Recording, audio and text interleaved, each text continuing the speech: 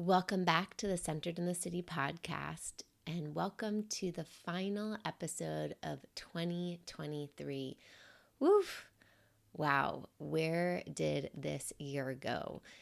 I'm going to break down my learnings, a little bit of the end of the year review that I like to do, and also just kind of create some space for what gets to be left behind this year to get ready for 2024. So let's settle in and let's get centered.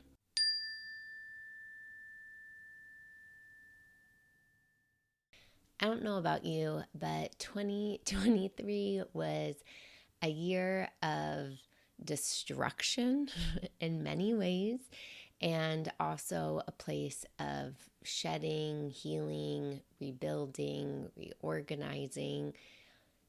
It was a really hard year for me personally. Maybe you sensed some of that in my solo episodes over the summer.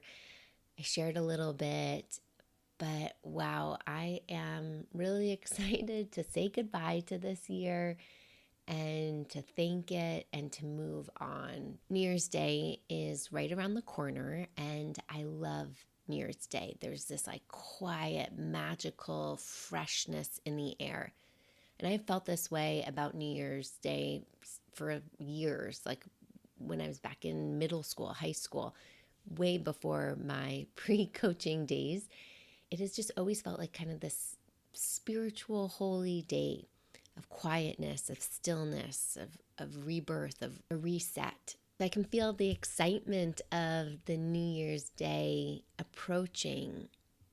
And before I want to jump to this next chapter, I find it so important to pause and really reflect on the year of the past, because so much has happened, so much that I'm not really remembering, so much that is even more of a felt sense in the body than just things that happened on my calendar that I can look at. And when we reflect, that's truly where we learn, right? Reflection is so important because that's where we gain insight that we can then take that learning and integrate it into what's next. If we skip the reflection part, we just are continually in the doing, and we're not really learning or growing.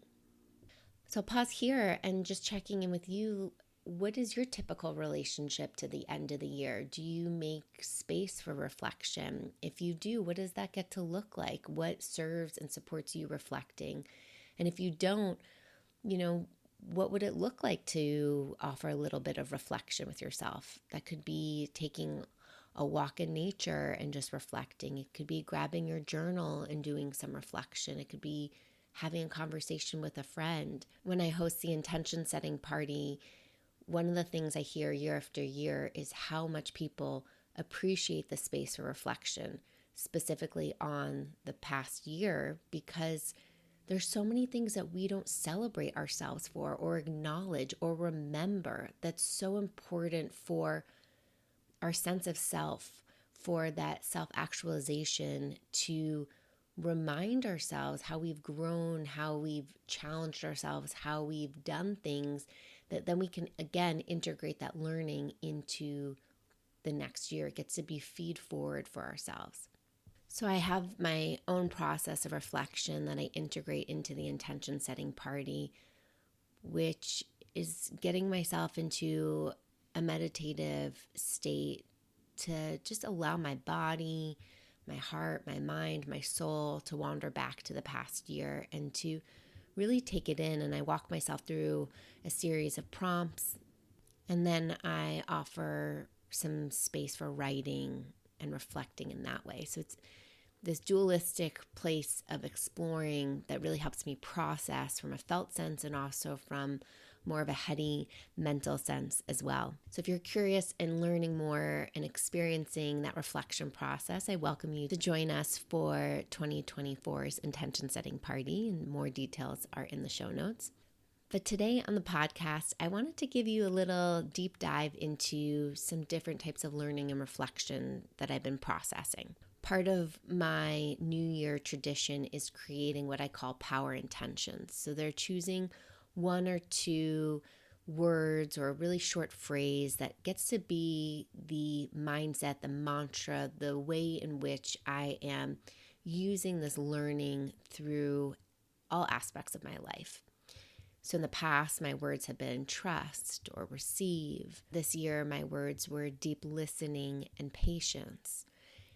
And I want to share some insights and why I use these types of power intentions and really keep them close to my way of being and doing throughout the whole year so that I can actually reflect back and have something tangible that's not just in the results stage, numbers game, but it's in a deeper felt sense of how did I really show up and how am I taking those insights and learnings with me.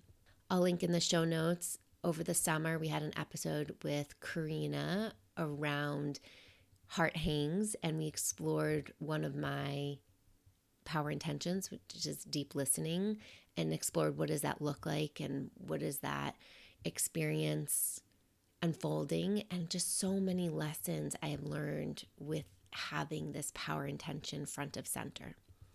I use these power intentions as my guides instead of creating New Year's resolutions, because New Year's resolutions are just bullshit. They are saying things that I don't want, or they're saying things I do want to be doing, but they can be empty if they're not anchored into a deeper why or deeper intention. And so that's why I create these power intentions, and I walk people through this process in the intention setting party. I also share it in my newsletter every year on January 1st. So if you're interested in joining, head on over to wadebrill.com and sign up for the newsletter. The link is in the top banner of the webpage. And I share creating these intention process because it becomes a way to thread all of the actions and priorities and learnings through a lens, through a targeted lens. Because otherwise life can feel so chaotic and it can get so easily distracted by what others are doing, or by all the noise, or by all the information that's out there, all the podcasts that are great, including mine, that are great, but sometimes I notice like I'm getting so many inputs into my system, I can't really hear and I can't really direct outwards. And so having a power intention for me and for many others that I've worked with over the years of doing this helps cut through a lot of that noise to focus and to create some powerful direction. So one of my words this last year was deep listening. I know it's technically two, but my phrase was deep listening. And this came to me because I realized, and I started to realize when going through this process and creating my power intentions for 2023, that I was kind of abandoning myself. I was not listening to my inner wisdom, my inner guides. I was not listening to spirit, and I realized there was so much potency in me creating a stronger connection internally and externally. And so deep listening became this invitation for myself to slow down and listen. Listen inwards to those whispers that my soul is telling me. Slow down and listen to the hints of what's kind of swirling around me, what my spirit guides might be saying. It was an opportunity to just really listen, right? Listen. And not on the surface, but like imagining I was going into the ocean below the surface and really connecting into the depths of the water where there's that stillness. Having this thread of deep listening was very grounding for me in a year that created a lot of rupture. And again, I'm not going to go into so many details around the rupture, but that rupture really rocked my socks off in many ways. And I could have easily spun out, but I kept this power intention of deep listening close to my heart and asked myself to listen here. What is here for me to learn from? What is my responsibility?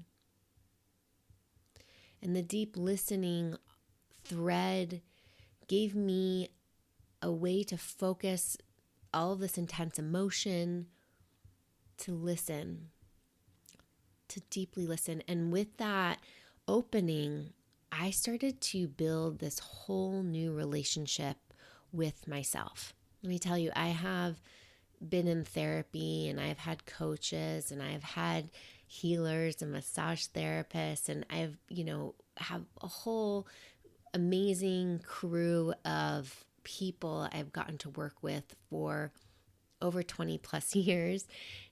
And through all of that, I've only done a little bit of inner child work. And this year, I was called through this practice of deep listening to really connect to my inner little girl. To connect to my inner little girl, that little, 4 or 5-year-old, maybe even 3-year-old. Connect to my angsty teenager, kind of this little 12-year-old. And it was this opportunity to really build these healthier relationships to these parts and pieces of me that I never thought were really there. Of course, being in the mental health field, I knew all about inner child work. That's not really the domain of coaching, so to say. And so it was always out there, but I had never really touched it myself. I never really thought I needed to. But deep listening brought me in this tunnel inwards to connect to these parts of me that were hurting, these parts of me that felt abandoned by my older self, by my wiser self. Deep listening gave me the courage to meet them, gave me the courage to spend time with them, doing art with my little girl, sitting and just holding my inner girls at different ages. I started to really be able to hear and feel when they would act up, or when they were whispering to me, or when they needed something. Not all the time, but I started to build that connection. And so when they would chirp up, I was able to deeply listen and just, place a hand on my heart and pause and meet them there, meet their pain, meet their experience. And this deep listening offered this really healing bond inwards. So as I've reflected on this past year, like tears came to my eyes, because I realized how much I have abandoned myself in many ways. And as somebody who is all about self-care, this has taken on like a whole new dimension of what self-care really means, right? Because it is not just getting movement in, and it is not just making sure we're hydrated and we're eating our vegetables, which, believe me, is a huge piece, but caring for self, right, is these deeper parts of ourself. These deeper parts and pieces that need tender love and care. And sometimes we're not aware that we have these parts in ourselves that are acting out, or wanting attention, or have needs, or looking for some compassion. My other power intention for 2023 was patience. And patience was directed towards myself, but also others. It was trusting, the unfolding of time. And I had a really interesting insight, I want to say it was sometime this spring. So it's probably already like 3 or 4 months into 2023. And I was in a workshop, a meditation workshop. And one of my teachers said to me, I can't remember her exact words, but it was something along the lines of patience doesn't really sound like it's directed outwards. It sounds like it's with yourself. And the way she said it, the way she framed it, it offered this opportunity to be a mirror of I'm wanting to cultivate patience outside of myself for other people. But really, the impatience, the frustration, the lack of control, all of that's coming from inside.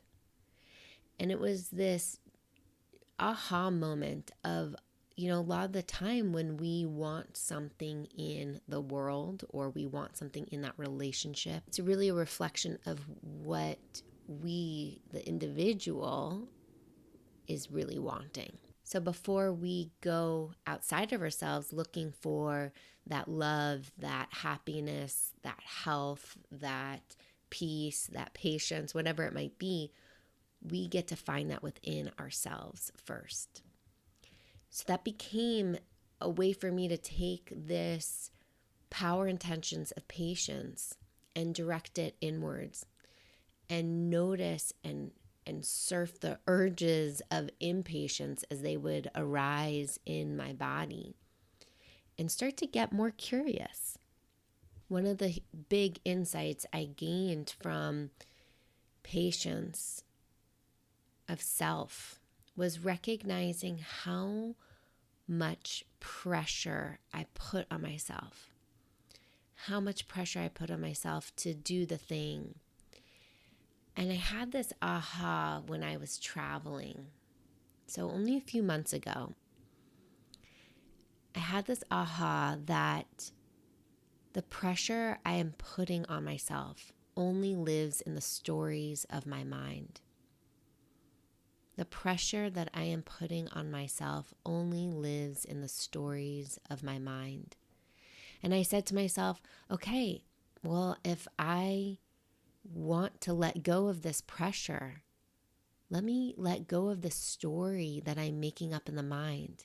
Like there is this timer ticking, or that I need to be showing up in a certain way. Let me let go of all of the stories that I'm holding on to. And let me tell you, I literally felt my body drop. Like I felt my shoulders drop. I felt my heart open. I felt this release of pressure. And I noticed that it allowed my nervous system to slow down. Like I didn't have to feel like I was speeding against the clock. And it's interesting because working with people one-on-one, I know how many of us driven, ambitious souls feel this time anxiety, that everything they want to do it now, and that there's too much to do in too little time. And it creates this pressure and attachment to worth of self based on output. I see that unfolding in a lot of other people's stories, and I have my own version of that story. And for me, this reframe of, wow, I can let go of these stories of pressure. I don't need to be wrapped up into these stories in my mind. I can drop the story that there is a ticking timeline that I am late to.